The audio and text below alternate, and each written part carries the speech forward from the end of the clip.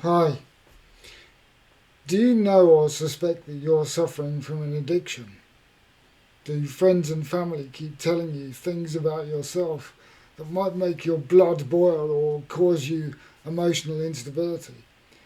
Or are you aware in yourself that you have an addiction and you want help with it?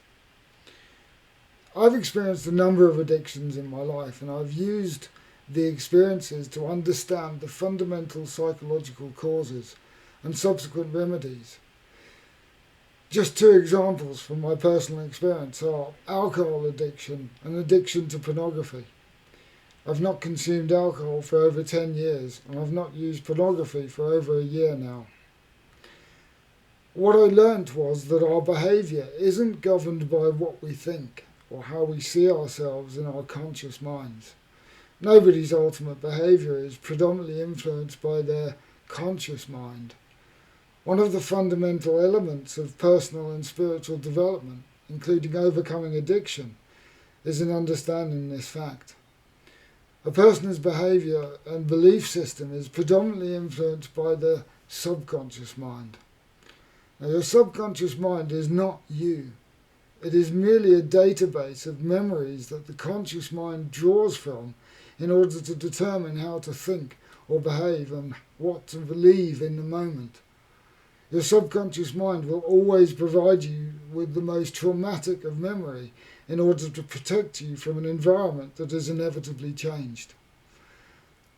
Now, understanding these facts provides the building blocks for true spiritual liberation and honest and congruent personal development.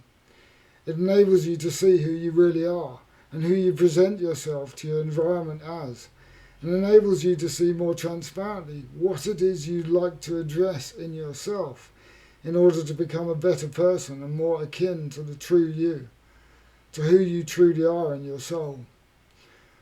Addiction stems from deep-rooted traumatic memories stored in your subconscious.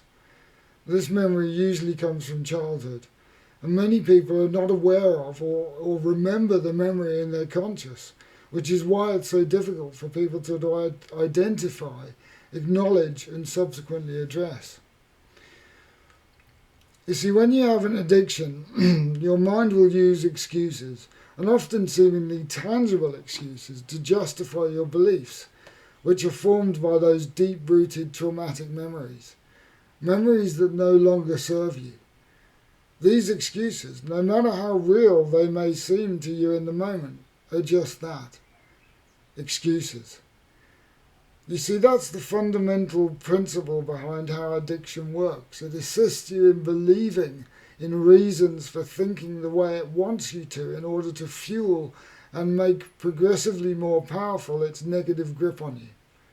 It provides you with excuses and then convinces you that they are true and valid, when all along they are not true and not valid.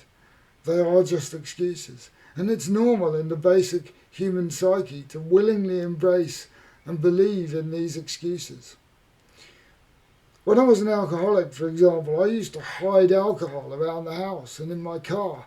And in my own mind, I genuinely believed that this was perfectly reasonable and acceptable, and that what I was doing was nothing to hurt myself or those around me. It was neither reasonable nor acceptable, and I was absolutely hurting myself and those around me. And only when I stepped out of myself and observed my behaviour objectively, I was able to uncover the nature of the addiction and how it worked and how I could overcome it. And I overcame it. It's one of the significant parts of the process of spiritual growth to master and overcome these negative influences, in part initially by recognising them as being false, to become a more whole and balanced and better person, and to clarify your perspective on the people around you and the world you live in, to make more harmonious, joyful, loving, and more synchronous your experience with everything and everyone around you. So, in essence, I get it. What you are or anybody else is experiencing is the normal basic human response. This is what we are programmed to do. and why it is such a liberating journey to ultimately free ourselves of the grips of habit and addictions and negative influence that hinders our path to better ourselves spiritually. I've discussed this in great detail in my book, and I'd be happy to answer any questions that anyone may have when you've picked up a copy using the link below.